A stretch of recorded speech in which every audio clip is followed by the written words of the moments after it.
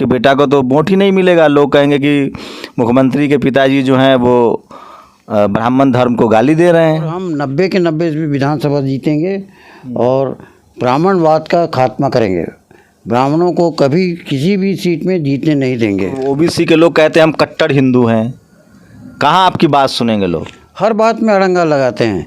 वहाँ की ज़मीन हड़प देंगे, पटवारी गड़बड़ करेगा, पंचायत में गड़बड़ होगा। ये सुना आपकी बेटी को कलेक्टर नहीं बनने दिया गया, इसकी वजह से आपको ब्राह्मणवाद से नफरत हो गया, तभी आपने ब्राह्मणवाद समझा। ये विज्ञान का ज़माना है और इस विज्ञान के ज़माने में ब्राह्मणवाद किसी भी हालत में टिक नहीं सकता। राम के धनुष बाण जब छूटेगा तो पूरा चीन नाश हो जाएगा, ऐसा ये लोग कहते हैं। आप जेल भी जा चुके हैं इसी चक्कर में एक बार। जेल मुझे अच्छा लगता है। जेल इसलिए अच्छा लगता है ना, वहाँ बिजली का बिल देना पड़ता है। तो मोदी जी से क्या दुश्मनी है आपको? आप मोदी जी को इस समय वहाँ जब गले लगा रहा था तो झटकार करके फेंक दिए वहाँ। लेकिन किसान तो कट्टर हिंदू बने हैं, कुर्मी, यादव, जाट, गुर्जर, पटेल, सब कट्टर हिंदू है। मोदी जी की जय जय कर रहा है।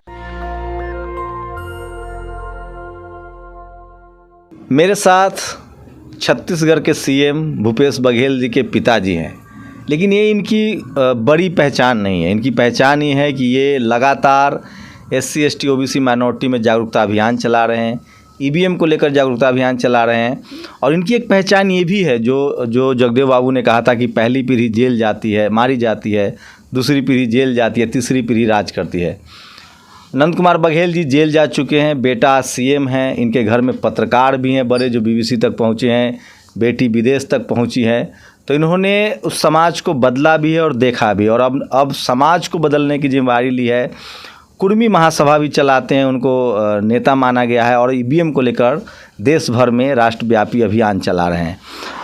अब तो लोग कह रहे हैं कि आप अपने बेटे को मुश्किल में डाल दीजिएगा। आप जिस तरह से धर्म को लेकर बोल रहे हैं तो आपके बेटा को तो वोट ही नहीं मिलेगा। लोग कहेंगे कि मुख्यमंत्री के पिताजी जो हैं वो ब्राह्मण धर्म को गाली दे रहे हैं। हमारा बेटा भूपेश बघेल ने जो वो कर्म किया है छत्तीसगढ़ में कि वो किसी भी हालत में हट नहीं सकता। उसको लोग चुनाव में हरा नहीं सकते। और हम 90 के 90 भी विधानसभा जीतेंगे और ब्राह्मणवाद का खात्मा करेंगे।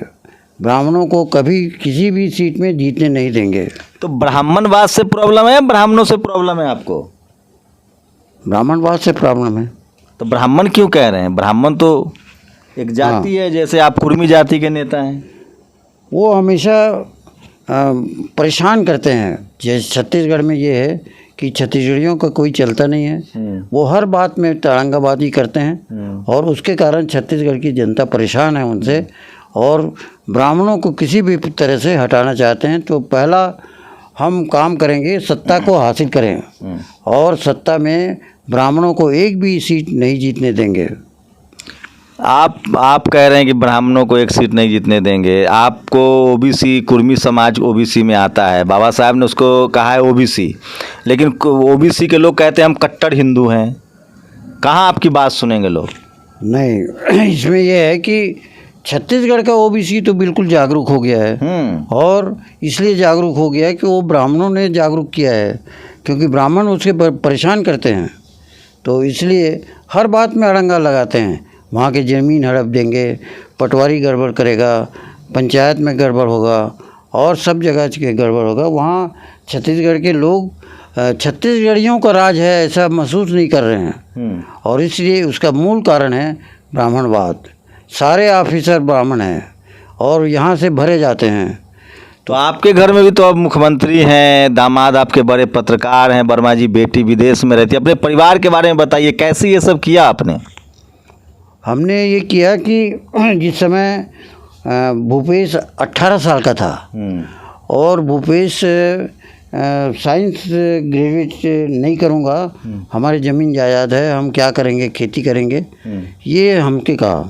तो हमने ये कहा कि उस समय हम बुद्ध धर्म को जानते नहीं थे, तो हमने ये कहा कि तुम मुख्यमंत्री बन के दिखाओ, और तुम्हारी बहनें जो है इंजीनियर हैं और वो इंजीनियर बनेंगी, और तुम साइंस ग्रेजुएट नहीं कर सके, और इसके लिए मुझे शर्मिंदा होना पड़ेगा। यदि तुम नहीं पढ़ते तो मुख्यमंत्री बन के दिखाओ। और दूसरी बात हमने कहा कि मुख्यमंत्री कोई आज्ञाकारी नहीं होता। तुम आज्ञाकारी मत बनना। आज्ञाकारी जैसे ही बनोगे वो मुख्यमंत्री तुम नहीं संभाल पाओगे। अपने विवेक से काम लेना, यही बुद्ध का कहना है। और बुद्ध का ये नहीं कहना कि मेरी आज्ञा पालन करो। बुद्ध का ये कहना है कि अपने बुद्धि से काम लो।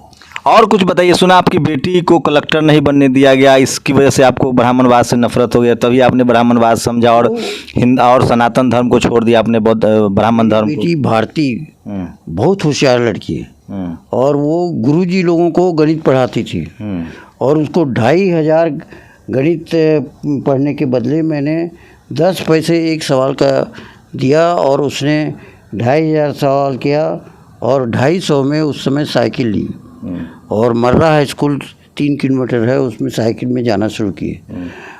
भारती वो लड़की है जिसने 2 बार IAS के परीक्षा दिलाई और परीक्षा में पास हुई, लेकिन विद्याचरण ने ओरल में फेल कर दिया। विद्याचरण शुक्ल ने? हाँ, और उसने उसके निर्देश से उसको फेल किया गया जानबूझ करके। तो फिर अमेरिका में मैं शादी करवाया और अमेरिका में जाके वो पास हो गई। और क्या करती है अमेरिका में? वो बहुत बड़ा काम करती है और उसकी जो लड़की है, एकमात्र लड़की है, वो बैंकिंग का काम करती है और अच्छी खासी उनकी तनख्वाह है। तो क्या लगता है, कैसे आप जिस बहुजन कहते हैं, आप तो आपने बुद्धिज़्म को भी अपनाया है, मान्यवर कांशीराम साहब के साथ भी काम किया है और अब देश भर में बहुजनों को कह रहे हैं कि ब्राह्मणवाद छोड़ो, इससे क्या फ़ायदा होगा? इससे फ़ायदा ये होगा कि आज बच्चे को जो 5 साल 10 साल का बच्चा है उसको चश्मा लगता है। क्यों? कि रात दिन वो मोबाइल देखते रहता है और ये विज्ञान का ज़माना है और इस विज्ञान के ज़माने में ब्राह्मणवाद किसी भी हालत में टिक नहीं सकता। जो आप 10 साल बोलते हैं 10 साल नहीं लगेगा। इसी दरमियान हमने तय किया है कि हम तो ब्राह्मणवाद से नुकसान क्या है? नुकसान, राइट, ब्राह्मणवाद से अवैज्ञानिक बात को थोपा जा रहा है। राम के धनुष बाण जब छूटेगा तो पूरा चीन नाश हो जाएगा, ऐसा ये लोग कहते हैं। आप जेल भी जा चुके हैं इसी चक्कर में एक बार? हाँ हाँ।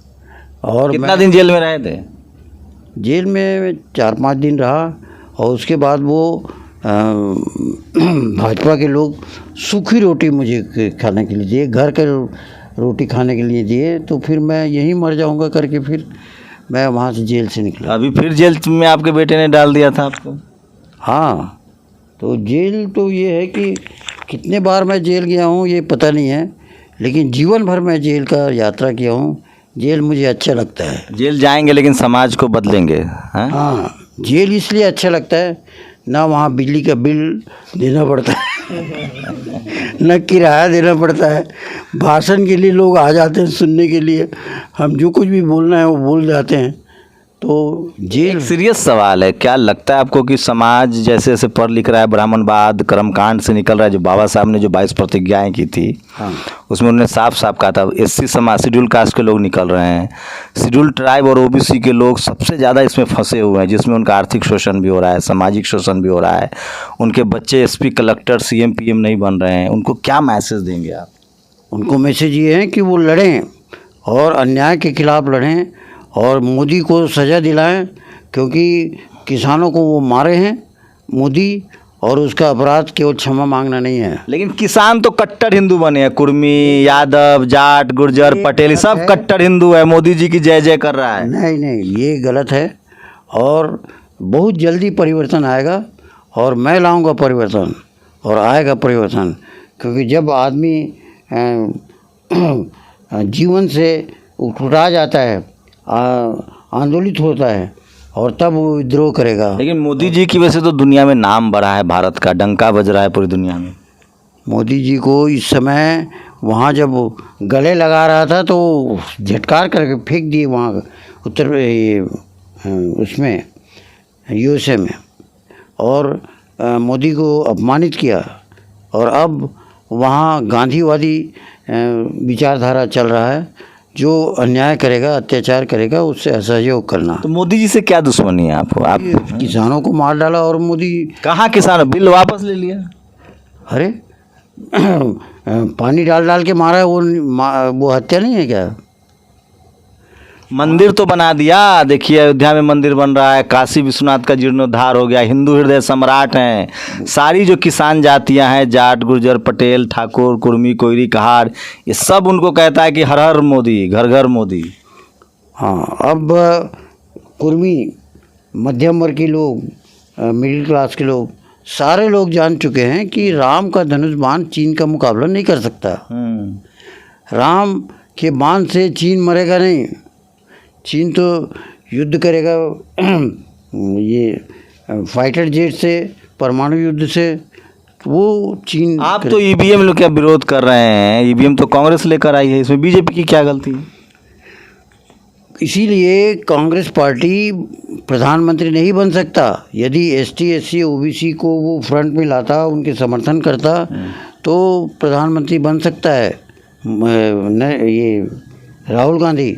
तो आपके मुख्यमंत्री जी का तो बड़ा अच्छा संबंध है पीजी से और आरजी से। पीजी मतलब प्रियंका गांधी, आरजी मतलब राहुल गांधी। तो काहे नहीं बताते हैं कि एससी, एसटी, ओबीसी को टिकट दीजिए? कहते हैं, और राहुल गांधी से, प्रियंका गांधी से कहते थे, आज बातचीत होनी थी, और लेकिन उनके पति कोरोना से त्रस्त हैं और इसलिए वो नहीं आ सके। क्या कहेंगे राहुल आरजी और पीजी को जाके? आरजी मतलब राहुल गांधी, पीजी मतलब उनके पार्टी में वो इसी नाम से तो हम रोज कह रहे हैं कि यदि एसटी, एससी, ओबीसी को आप फ्रंट में नहीं लाएंगे तो आप प्रधानमंत्री नहीं बन सकते। इसी तरह प्रियंका को कह रहे हैं कि मुख्यमंत्री आप बनना चाहते हैं, बन नहीं सकते, क्योंकि जब तक के कुर्मी समाज एसटी, एससी, ओबीसी को साथ में नहीं लेंगे तब तक के आपका कोई कल्याण होने वाला नहीं है। सड़क छाप आदमी बन जाओगे, सड़क छाप आदमी बन जाएंगे, और नहीं तो क्या, वो प्रधानमंत्री नहीं बनेंगे और ये मुख्यमंत्री नहीं बनेंगे तो नहीं होगा, सामान्य आदमी हो जाएंगे। नंद कुमार बघेल जी बहुत बुजुर्ग हैं, लेकिन इन्होंने जीवन में बहुत सारे उतार चढ़ाव देखे हैं, ये और ये सच है। बहुजन आंदोलन से जुड़े और इन्होंने बुद्धिज़्म अपनाया, जो सोनेलाल पटेल हों, या आपको बता दें कि मान्यवर कांसीराम साहब के संपर्क में जितने लोग भी आए जो बहुजन आंदोलन से जुड़े, पेरियार ललाई सिंह यादव हो, सोनेलाल पटेल हों, ये तमाम लोग जो बुद्धिज़्म से जुड़े, उनका शैक्षणिक और सामाजिक विकास भी हुआ। सोचिए, जो शख्स आपके सामने बैठे हुए हैं, इन्होंने अपने घर में वो तमाम चीज़ें हासिल की। बेटा को मुख्यमंत्री बनने के लिए प्रेरित किया, बेटी अमेरिका में रहती है, रिश्तेदार बड़े बड़े पत्रकार हुए हैं। तो इनकी बातों को गंभीरता से लीजिए।